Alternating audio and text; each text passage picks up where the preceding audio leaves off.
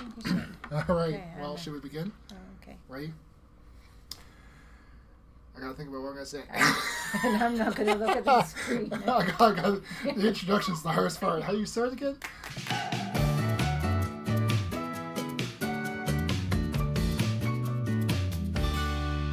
All right, everybody, welcome back to another episode of Rolling Through Life. I'm Daniel Ryan, and I'm joined once again by our very special guest, Jim's wife, my mom, Isabelle. Welcome back.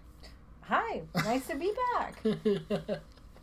Where are we right now, Daniel? Yeah, we are reporting live from a special location. We are somewhere on our way to the Panama Canal. We've been on a cruise for the past 2 and a bit weeks. This is a long cruise, 22 days. If you've been following us on Facebook or social media, you should know this already.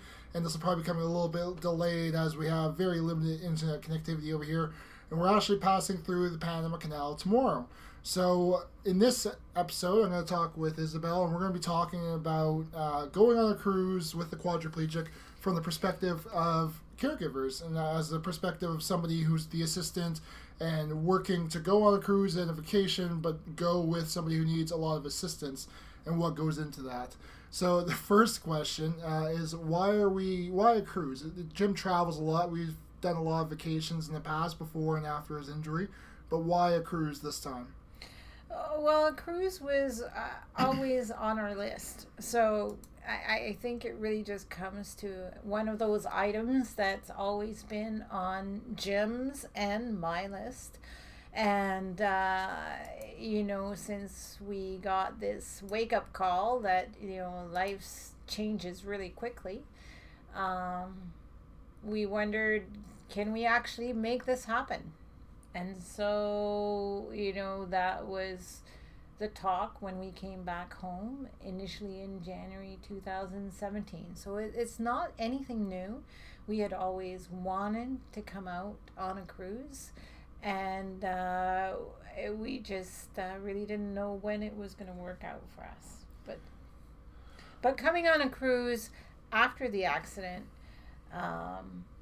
was a different thing altogether. To think about it when you're healthy and you say, yeah, I'll do this when kids are through school and everything's settled, or we're both retired, is very different than taking it on when life is very different, when one of you is very has big challenges in physical health.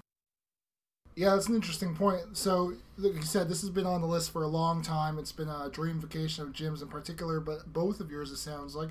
So when did the conversation come up again after the accident saying, oh, wait, we can still do this? And, again, it's been on the list forever, so why now? And when did the conversation come up after the accident saying, we can still do this? Well, I think really it came back up again when we got home. Your dad, full steam ahead. Yeah, the plans haven't changed. Yeah, full steam ahead. And so, literally, we came home, we were both completely overwhelmed, and he started talking about basically very similar to when we took you babies home and put you on the couch between us and looked at each other and said, now what? So we took Jim home after he became a quadriplegic and put him on his bed or on the couch or rolled him in the kitchen and looked at each other and said, now what? And then Jim said, why don't we go on a cruise? That seems like a logical next step. Yeah. So when did the planning portion of it start? When do you say, okay, this is a reality, let's do it? When do you start the planning phase? Well, so he did start talking about it almost very soon after we came home. But we were both overwhelmed, and really we didn't know if any of this was possible. So it was not until spring 2017 when the weather is starting to let up a little bit, and we were doing errands in Chilliwack, and we were going to the drugstore, which you do when you're quadriplegic. You do this on a regular basis, and right beside was the cruise ship center. And he said, hey, look, there's the cruise ship center. And so why don't we roll in and start asking questions? Because really, if you're going to plan anything, whether you're healthy or not, more information is what you need. So we literally rolled in, and we didn't go past 2 feet past the door, and we said, how do we do this? Do we take a number or whatever? And the first lady said, I'll talk to you. And we rolled up to her desk, and then she looked up from her papers and looked at both of us and said, hey, I think I know you. Are you Jim Ryan? Of course. Of course. And she happens to be, and now she's going to kill me because I know her first name, Tamara, and is it Kinchek, the last name? Yeah. Sorry, Tamara. And she's the wife of a WestJet pilot. So she had been following us all along. So, and she was more than happy to talk to us and answer a lot of questions. So that's how it really started. And if I can go on, I guess, I don't know if I should, but you didn't ask any questions. But go ahead. I'm just going to You just rambled. I'm just going to listen. I'm just going to keep going. So we asked questions and found out basically in spring 2017 that the boat was not leaving before September 29th, 2018. So we had 18 months. And really the clincher there was that she said, look, the boat is just opening up, and if you want one of these rooms that will work for you, there are very few on the ship. So you have to put a deposit on now, but it's refundable. You really don't have to make any commitment until, I believe it was somewhere around July 2018. So from there, it made sense. It was a logical first step. So we knew the room we didn't know if it fit our requirements, but we could put a deposit and start asking questions. Because if we didn't have one of these handicap rooms, then there was no option. So that's how it all started. That's how it starts. You gotta start by asking questions, then you gotta make the reservation, and then you have a deadline. Yeah, and so we, the big clincher for this to happen, the very big clincher, was always finding the right assistant. And I have to say that basically for about a year, so from April 2017, from the time we put the deposit through to probably May-ish 2018, you might remember that somewhere, but somewhere around that, late spring 2018, we actually did not think it was going to happen. If I knew anything about being a caregiver, but not only being a caregiver, but being a caregiver in a different environment, in a non-home setup environment, is that I knew that we needed the right person. You just don't hire just anybody. You really have to have the right person on board.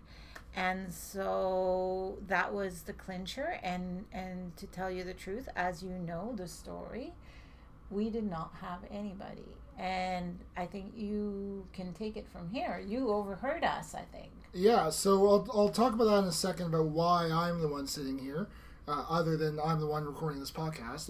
My podcast. That's useful. Yeah, that does help. But who did you approach? Where did you start when you say, okay, we need a second set of hands, and maybe we should step even further than that, with the fact that you need a second set of hands? What can you explain a little bit to the audience? Why is a requirement to have a second physical person to be a dedicated assistant? Well, even at home, when we have set up equipment that is installed, so permanent equipment, it takes two people to handle Jim, just because of size and symptoms being he's extremely spastic. So moving him around, whether it be for toileting routines or putting to bed routines or getting dressed, anything like that, you can do it at home. I have done it at home with one person. But you would not want to do this on a regular basis. It's just not recommended. It would be difficult and a risk for injuries for anybody for sure. What else? We needed an assistant. What was the question, Daniel? Just why you need an assistant, and I think you've answered that. Okay. All right. It would be unsafe, unwise. Somebody's going to injure you, the caregiver, or Jim if it's done wrong. And as you said, you're in an unfamiliar location without permanent equipment. And you guys, like I said, you have modified your entire home to help aid Jim also in independence. But a lot of it is getting him in and out of bed and dressed and all the stuff. So you need an assistant. So who do you approach, if anyone, to request an assistant? Do you put an ad out for a stranger? I know you say you can't do that. So you need an assistant. Who do you ask? So we started basically, like anything. I believe if you're looking for something, you start by word of mouth. That's the best. Yeah, that's your best ad. It's people who know you, who hear your story, who. So we did approach some people we knew, the caregivers we knew, and it just wasn't in the cards for them. And whether it was too long and the timing, you have to realize a trip like this, as you would know, it is a long trip, and so it takes people away from families, from work. There's all kinds of things that fall into it. So we started there. We did talk to my sister Sophie, but Sylvain, her husband, and we asked if they would both come, and Sophie could help me with the care, and they looked at it. They truly looked at it, but it was the wrong timing for Sylvain's work. Again, realizing these events, this is a big commitment, and it's not a 1 week thing, and it's not a weekend thing. And so we started that way, and we ran out of ideas, and we also didn't feel that we could really push people. We felt we talked about it, so mostly it was word of mouth. We did not put an ad out. We did not really want a stranger, because that's an unknown entity itself. Right. So coming back to the inevitable conclusion, and I think the audience knows because I'm sitting here talking to you from a ship. So I am the second set of hands. I am the assistant. And the reason why, as you kind of mentioned, is that I knew you guys have been talking about a cruise, and you've been talking about it for 8 months or so, because I think by this time it is spring of 2018. Right? Spring 2018, that sounds about right. Yeah, that sounds about right. Anyway, you guys have been talking about it for a while is my point, because you made the reservation in summer of 2017. Yeah, we made the reservation spring 2017. There you go. So you've been talking for about a year. Yeah. And I know you were looking for an assistant. I kept asking, saying, have you found somebody? Have you found somebody? Have you found somebody? Not because I wanted to go, but because I'm curious and want to know if you guys were going to go. Because I knew you had told me that if we can't find somebody, this is going to be a deal breaker and we can't go. And you'd also told me that you had a deposit down and we can cancel. It's not a big deal, but we just can't go if we don't have a caretaker. And so I think at the time I was still in Greenwood, Nova Scotia, doing training for the Aurora there. And I was kind of looking at it and said, well, I'll go, mostly because I knew you guys were going to cancel. And I was afraid at the time that if you canceled, it was never going to happen again. And I think Jim would probably agree with that. I think, I know how much build-up it took. I know you guys just rolled in and said, okay, let's do it. But I think it took a lot of courage to get to that point and say, let's do it. And I didn't really want that to not happen just because you couldn't find somebody. So I looked at the calendar and said, well, I'll be back in Comox by that point. I don't know when I'll be back in Comox, but I knew it was going to be prior to the cruise. And I felt I could show up to work and put in a leave pass, 6 months in advance and say, I'm going on my leave for this long period of 24 days or so, and I figured if I put it in 6 months in advance, that shouldn't be a hard ask, that it's in October, it's not a high demand season. So I looked at my leave schedule, and this is back, and Jim's gonna be very familiar with this, planning his vacation a year out in advance, but this is probably the first year I've really had to count my vacation days and see when they were going to work, because I'd already used some to drive across the country. I needed to have vacation days to drive back across the country because the military doesn't give me time off to do that. So I'd have vacation time to get back, and then I needed to make sure I had enough vacation time for this trip and anything else I would require. So I did the math, and I had literally just enough. I used every single day of my remaining vacation time to come and do this trip, and I did it because I wanted it to happen for you guys. I don't want to make it sound like I'm putting myself out and that I'm not enjoying myself, because I am. I've had a great time, and it is a it's been a fun cruise, and the Panama Canal is something that genuinely interests me. But the reason that I said I'll do it was because I wanted you guys to go. I wanted it to happen. Well, it did take a lot of courage, so that's very insightful of you, I think, just to sign up. And I think you were with us when we were trying to pack and we're trying to actually get in the car, and how nervous we all were. I mean, it was really putting, all of us showed tremendous courage, all of us, and for different reasons. Yeah, so let's talk about that for a minute. What were your concerns before going on the cruise? What were your biggest concerns about how this might fail spectacularly and why this might not be a good idea? What were your biggest worries? What was making you anxious? Like, it's a cruise. It's supposed to be relaxing. Wow, good question. Well, the length. The length of time. So that length of time away. I've been asked that, and funnily enough, the one thing that never did enter my mind is, people started asking me, oh, what about medical? And I just went, medical assistance on the ship. And I have to say that truly that wasn't one of the things that I even thought about. And sadly, it comes from having experienced the worst. So Jim's already died once on the beach, and so it's like, what's the worst that can happen? Well, oh geez, we've already done that, so it can't be worse than that. So I never gave it was mostly the length of time. It's the unknown. As we've traveled, we have done other travels, and the way we've learned to travel is, sadly, somebody else was asking me this, and sadly it is by failing spectacularly. That's how we learn. Yep. So basically, each time we've traveled, we have started, we learn what went wrong and why did it go wrong. And often it goes wrong because we did not ask the right questions. I've had people ask me, how did you plan for this cruise? Did you have a consultant help you make the arrangements? And really, if you're going to travel with somebody as physically challenged as Jim, this is my advice. Do not rely on anyone for the arrangements. Basically, you have to know your requirements to the centimeter square, basically. You have to know what it is that you require, and then you can work with someone by asking the right questions. And then we go as far as so when we booked this room, the first thing we said to Tamara, our very helpful cruise ship center, this is a plug for her in Chilliwack,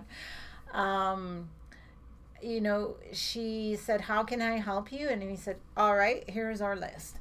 And we started. We said, very first question, width of the door.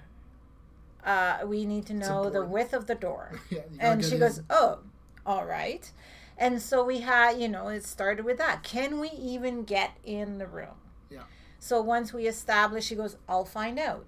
And she found out, she initially got people on this particular ship, go out and take pictures of the actual room. So don't rely on it will be a like room, because we have done that before. We've done that mistake. People say it will be similar to, and with somebody as challenged as Jim, similar to doesn't work. and we have failed. And when we did, it was really our own mistakes. Somebody else cannot know what it is that you need, because every handicap, every physical challenge is so different. And so it started the width of the door. Then we established, yes, we can come in. Okay, so now we need space beside the bed to accommodate both either people transferring Jim manually, which you and I have done a lot, or use the lift. And so then that was the next step. And they said, okay, so beside the bed you will have this amount of space. And we said, great. Now we need to know the height of the bed. And so they went, oh, okay. And so you break it down for them. Literally, you go through, but you can't overwhelm them if you have too many things. So so then we needed to know the height of the bed.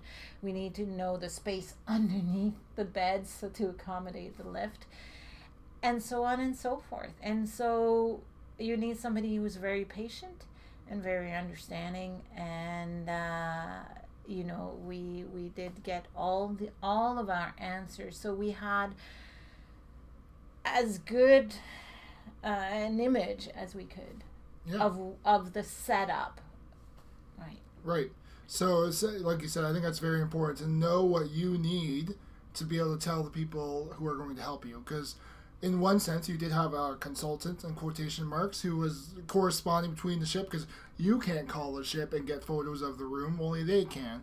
So you do, in a sense, have a consultant, but as you said, you have to know what to ask them. They're not going to be able to tell you, by the way, this is what you need to know. So I think it's very important to recognize knowing your requirements. So back to the question was, why were you anxious? And it sounds like, so these are all valid concerns, but it sounds like they were all addressed prior to departure. Yep. So in the car driving to the cruise ship, why are you still nervous?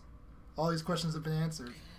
They have been answered, but we have also traveled and asked all kinds of questions, and then opened the door and realized, oh, we didn't ask about this. Right. And so there's always these surprises, and I don't even want to go and discuss the places we failed. But every time we've traveled, we thought, okay, we're good. We're foolproof, yeah. We are good to go. We are ready. And we open the door and we say a few choice words that we cannot say here. Yeah. And so it's always scary. It's an unknown entity. Right. And I think Jim had more worries about the ship itself. I think he felt comfortable with the questions we'd asked about the room. For me, it was length of time. And also, if I now we're going to bring up that you and I do all the care for Jim, because he is completely helpless. Right. And so I really wondered, how is that going to work for 22 days? And then how, and then you're always hoping, even though medical doesn't cross my mind in terms of, sadly, in terms of death, because we've done that, medical in terms of complications cross my mind. Because as we've learned, it's the survival piece when someone is very compromised that is very difficult to go through. Right. So you've mentioned the duration a number of times, 22 days. It's not a short period of time for anything, but a cruise in particular is a long period of time, especially if somebody's in a physical challenge like Jim is. So is that a good or a bad length of time? Why not do a shorter cruise? And so why not do a shorter one? Could have gone on in San Diego, could have gone you could have done a shorter cruise, is my point. So why not a shorter one? So again, that comes from learning. So we've done shorter trips, and we've done 5 days, 7 days. I think 7 days is about the longest we've done or so, and they're very, very, very exhausting. As you were part of the packing, you realize how much work went into the packing. For me, it started a month ahead. Yeah. Trying to think about what we needed. But so what happens with you spend so much time ahead of time planning, and then you pack, and then you arrive. There's no time downtime here. Right away, things have to be unpacked. You need a lift. You need to unpack it. You need to set up the breathing machine. You need to set up all of the stuff you need for toileting. There's a lot of take down and setup that occurs. And so in a 7-day thing, literally it would have been a race, a mad race. And so you never get downtime. What we were hoping, and I feel that's what's happened. So even though 22 days seemed overwhelming, it also felt like it gave us a chance if it took 5 days, 6 days to get into knowing our space, knowing the ship, knowing our routines for you and I to take care of Jim. Then we might have some breathing time before we have to start reversing and start packing it all up again and somehow bundling everything that we've unpacked. I look around this room right now, Daniel, and I go, oh my God, how are we going to ever pack this up again? But, we've set up and we have felt reasonably comfortable, and I think we've got our routines down. So for me, even though 22 days is long, we felt that it has a possibility of giving us some downtime. Right, and getting some of that relaxation and rest that we've talked about. So let's talk a little bit about that rest and relaxation, because this is an interesting, when I was thinking about this podcast and questions I wanted to ask, this is something that I thought it's a little bit backwards. It's an interesting thing, is that basically at home, when you guys are home in Chilliwack, Jim has home healthcare service. I don't know who provides it. Basically, you have helpers who are responsible for getting Jim out of bed and into bed, which I'm going to say are the biggest parts of caregiving. Those are the most physically demanding at the very least. It requires a lot of effort to get him out, get him prepped, get him cleaned, as well as showers and bowel care and all of these things. You have help to do that, and you aren't responsible for it. You are there as his wife and not as caregiver in that particular instance. Yeah. On a cruise ship, a vacation more specifically, the roles are reversed. And now you and I guess are responsible for all of that caregiving. You're responsible for the most strenuous part of the caregiving. In a non-setup environment. In a non-setup environment. So you could argue quite a stressful and physically demanding task in a situation where you're trying to be on a vacation. Yeah. So does this requirement to be a physically involved caregiver and all of his caregiving preclude the rest and relaxation that you need? And if it doesn't, how do you balance those two things? It's a hard balance. That's a hard question. So what I feel has happened, which is interesting enough, at home I'm not responsible for the personal care. So that's 2 hours in the morning. 2 people take 2 hours, and we're about there. Sometimes we're a bit longer because we're not quite set up the same way, but we're about there. And it takes about 45 minutes at home, and I think we're the same for putting Jim to bed. And if we're really tired, we're faster, aren't we? I think so. We just want to get to bed ourselves. Yeah. But what's happened is that at home, I don't do the personal care, but I have to do everything else. Right. Laundry, shopping for food, making the food, all of those things I'm responsible for. And it does really add up.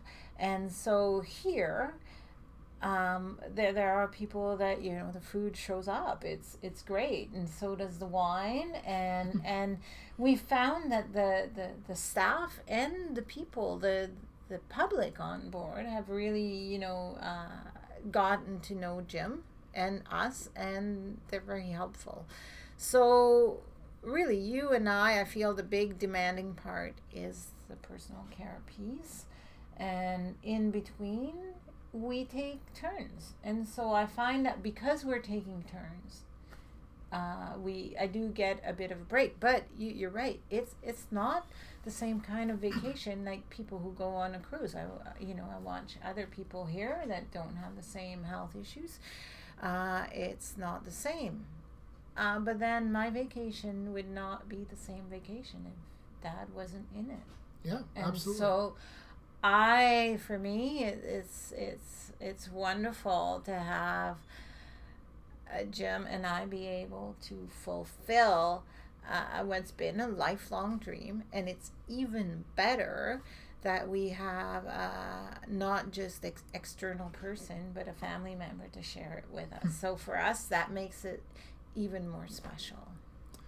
So one of my last questions, we've talked for a bit, and this, I think this is important to point out before I ask this question, is that this cruise isn't over. We still have another 7 days, I believe, and we're just about to approach the Panama Canal tomorrow, which is the kind of the big ticket item on this cruise. That's why it's called the Panama Canal Cruise. So would you say this cruise has been a success? I think definitely this cruise has been a success. We've Mom and Dad, Jim and I have learned that we have learned a lot about traveling with a quadriplegic, Yeah. or as a quadriplegic. I would say you are nigh experts. Yeah, and I feel that this is probably one of those first times that I didn't really forget a really important item. I don't think I overpacked, but we have plan A's and plan B's and equipments for plan A and plan B. Right. And I feel that we have had, despite the great amount of work that this means. Now, we talk about our work, but I realize that it takes Jim working alongside of us. His work is not physical, but it's definitely mental. He has to show an attitude that I want to do this, and it takes tremendous courage to go out in some of the places you have watched, and can talk maybe a bit more about that, but you have watched and helped Jim do some very difficult loading and unloading in Guatemala and Nicaragua, places people as injured as Jim would never even think of going. And despite the great risks that there are, he's willing to do it. And that's his work. Maintaining that positive attitude despite, as you know, he's quite tired today. Yes. Well, I think, and you've hit on this, and I think this is very true, that there's been a couple days on this cruise where we've been just exhausted, all three of us, where we've just been exhausted for no reason. It's not like we got off and did a hike or something. We just got up and had coffee and sat by the pool, and now we're really, really tired. And I think you've hit on the point that is a lot of stress coming off. You're finally reaching that decompression and relaxing, as you've talked about with the length. And and I can talk a little bit about Jim getting off and doing things and this, and you talk about his attitude and how that's his work. And you're right that he does. I think for the most part, that's his default attitude, that I'm going to do this. Like, again, we were on this cruise because he wanted to do it, and if he didn't want to do it, if he had never brought it up, we wouldn't have been on a cruise. And I think that's true for just about everything. Every vacation or trip you guys have done is because it started with him saying, I want to do this thing. And that's been the true on this cruise. So I think the hard part becomes when he is not motivated to have that attitude. And I think these are the tough days for Jim, when he is depressed, when he is thinking about his life and what could have been and what is. I think it's tough for him to have that attitude, let's go and conquer the world. But I'll tell you, when he does have the attitude to go and conquer the world, nothing's going to stop him, including, as you mentioned, off-ramps, which we really shouldn't be off-loading on. I think one of the scarier moments for you and I, and myself in particular, I think it was Guatemala. Was it Guatemala with a really steep ramp the first time? The very first time was Guatemala, and then the second time was Nicaragua. Yeah, but Guatemala is the one I want to talk about because we had offloaded. It's important to point out that we had gotten Jim off the boat previously in previous other destinations successfully with like nigh a problem, like really easily. So we got to Guatemala. It's like, all right, let's get off. And it's a steeper ramp than what is normal. So basically, the way it is that we are in the ship and we have to roll up a ramp to get up to the level of the pier, and then it's a very steep down ramp to get onto the pier from the height of the ramp, if that makes any sense. It's a lot of ramps and inclines. But the point is, it's a steep incline and then a very steep decline onto the pier. And so Jim has gone all the way up the incline, which has involved myself and another crew member half pushing, half pulling, and assisting his wheelchair to make sure that he doesn't tip one way or the other, and various stops along the ramp of Jim adjusting his chair to make sure he's balanced. And we get to this decline, and I'm looking, and you were looking and saying, you can't go down this. Like, you will not make it down this decline. And there have been instances, I think, where you look at Jim and say, you can't do this, and Jim is saying, I can do this. And there's a disagreement between you two, and I might look at it and say, I'm with Jim, that we can do this. It's a little bit steep, but we can do it. But I was looking at this and saying, there's no way. Like, you cannot do this. And I was, like I said, assisting moving Jim's wheelchair, and I told him, I said, like, you can't go down this decline. It is not doable. And he just said, well, let's try it. And I said, no, let's not try it, because it's going to end poorly. Like, let's not do it. And, this is both admirable and terrifying when I look at him, and I'm saying, like, we can't do this. It's not going to work. And he's saying, well, let's do it. And it was at that moment where I said, well, I better find a way to help, because I'm not stopping him. Like, he's not listening anymore. And that's great, because he's saying, I'm getting off the ship and going to Guatemala. Like, I'm doing it, and nobody can stop me. But it was a little bit terrifying. In this instance, I think, I don't know, it was one of the miracles, if you want to call it that. Like, I'm not very religious, but it was one of those instances where I was like, thank God that this happened. Because literally at that moment where Jim is saying, I'm going, and, hell be damned, I'm going off this ramp. And the whole off-ramp, the whole gangplank, like, literally lowered about 2 feet. And I think the balance shifted with Jim rolling forward in his wheelchair. I think somebody stepped off at the far end, a teeter-totter, and it all lowered down. So the decline became much shallower, so it wasn't nearly as steep, and Jim wheeled off and was successful, and he's whooping and hollering about success. He's literally whooping and hollering, and we're going, you effing idiot. It was very fun, and it was successful, but it was terrifying for us, I think, both of us. But, I mean, that's the attitude. I think it's a little bit terrifying in this one instance, but that's the attitude you have to take, and Jim does take. Yes. It's like literally everything, that I am moving forward. I don't care if it's not accessible. We'll make it accessible. And that is a good attitude for a lot of places, but it can be dangerous. And sometimes I wonder if Jim has reached a point where he's saying, I don't care anymore, that I want to live and I'm going to do this. Yeah. And I don't think he sees some of the consequences that might come if he's too brash and too brazen about what he can accomplish.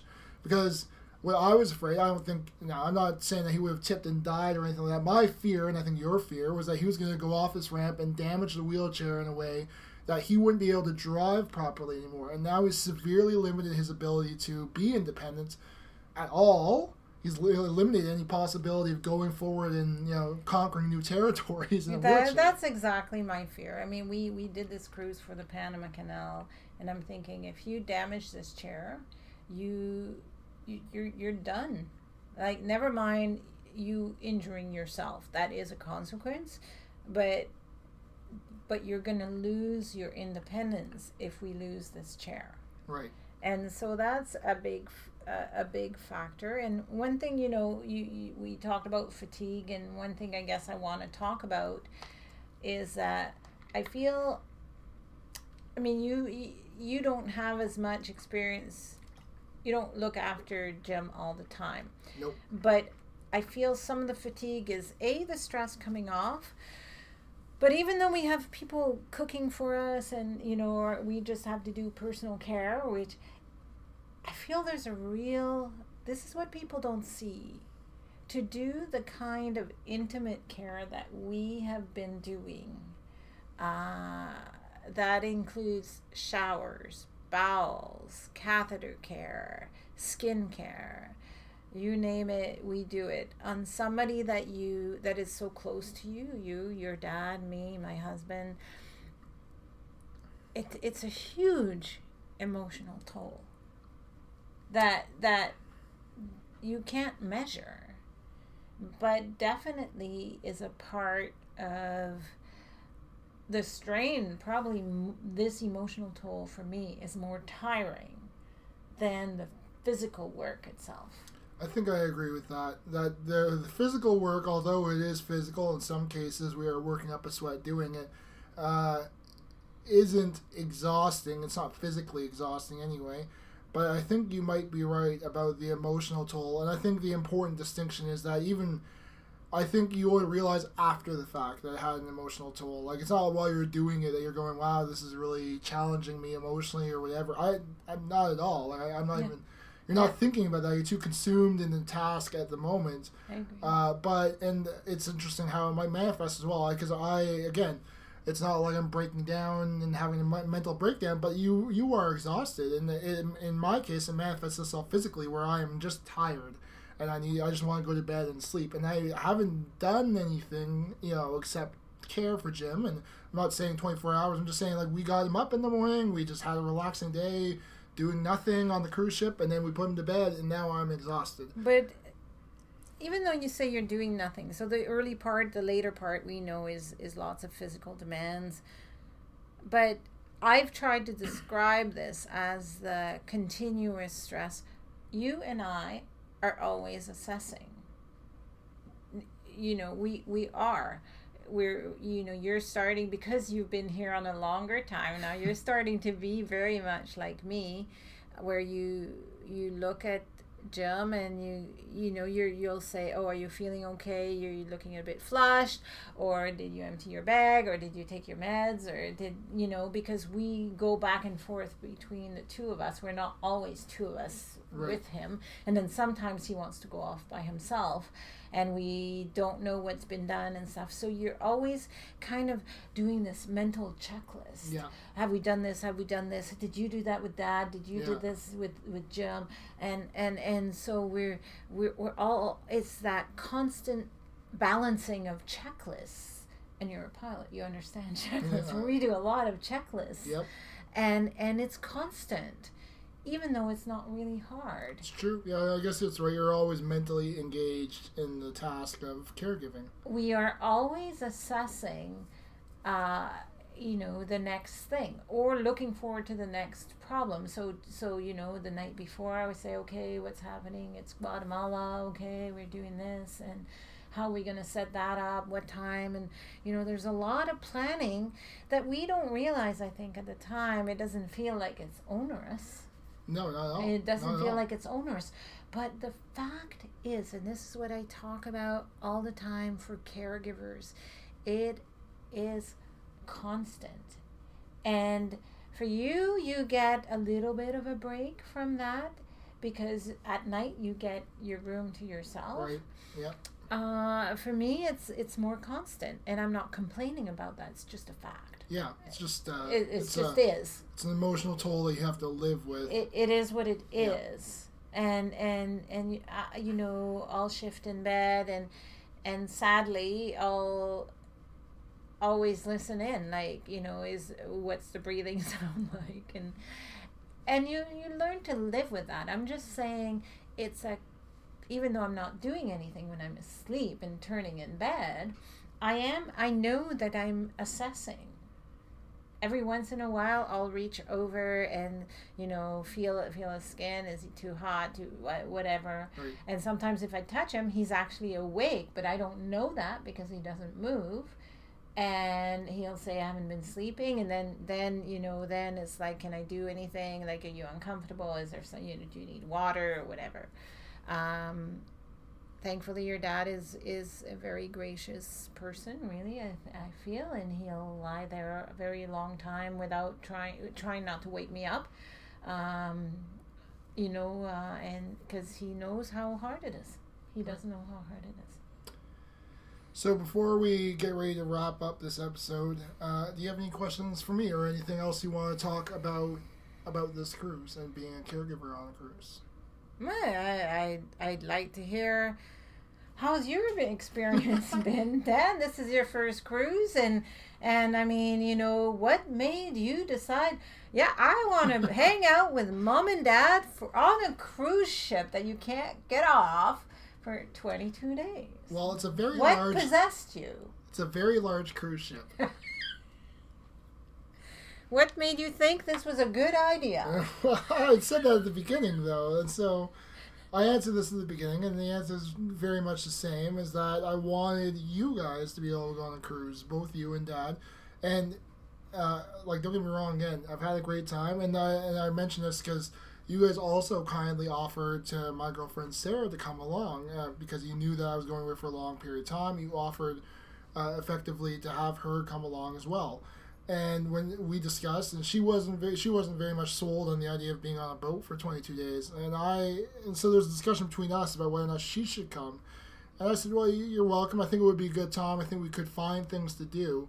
But I did tell her, I said, I'm going to have a good time because I'm with my mom and dad. They're my mom and dad, and I do like spending time with you guys. I think if we didn't have the relationship that we did, I wouldn't have volunteered, regardless of me wanting you to do it or not. So I told her, I said, I want I'll enjoy it. Even if we're just sitting around and doing nothing, I'll enjoy that because I'm spending time with my family. So I told her that, if you want to come, you're more than welcome, and she was invited. But if she didn't think she was going to have a good time, I said, don't feel bad. You're not leaving me to be sad by myself because I will enjoy it being with you. And I think that's very true. So I agree there. It sounds weird, and it's weird, and you said it in a funny voice because it is weird for a 26-year-old male to want to spend time with his mom and dad. But is that such a bad thing? No, it's not a bad thing. We're very, very grateful. And I have to say this one thing, that in our search, so we were over a year. We basically signed up for this cruise in April, and I think you overheard us talking about canceling in May. So, it was over a year. When you said, what is this and what cruise and what are you talking about, and we explained, and you said you might look at it and you were going to look and see whether it's feasible, I knew right away you are going to be the right assistant, the right person. I had no doubt. So all of a sudden, this cruise that had been a thing that we want to do, but a thing that we weren't sure we could do because it could be disastrous. 22 days on a ship with the wrong person would be disastrous. Right. And I feel that it just felt right, and I knew it was going to work out because we have a good relationship. So far. 7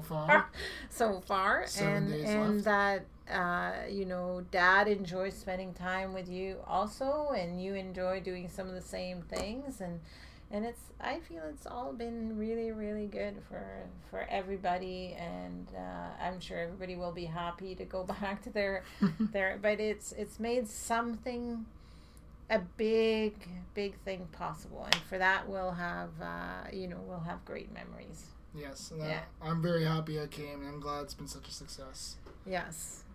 All right, so we'll wrap it up there for the episode. Thanks, everybody, for listening. Be sure to share and subscribe to this podcast on your favorite podcast app on iTunes or on your favorite podcast player on Android. Follow us on YouTube. You can follow Jim Ryan's channel under youtube.com/c/JimRyanRTL, or you can just search for Rolling Through Life on YouTube. We have been producing a few videos of the cruise, and those will be going up shortly once we get back to the land of internet. So be sure to subscribe there. You can follow Jim on Twitter at JimRyanRTL. The RTL is for Rolling Through Life, and I'm at PiloteerMan on Twitter. You can finally check out our website. All of our stuff is there, podcast, YouTube, everything is on our website at www.myquadriplegic.life. Until the next cruise, thanks for joining me, Mom. It was awesome.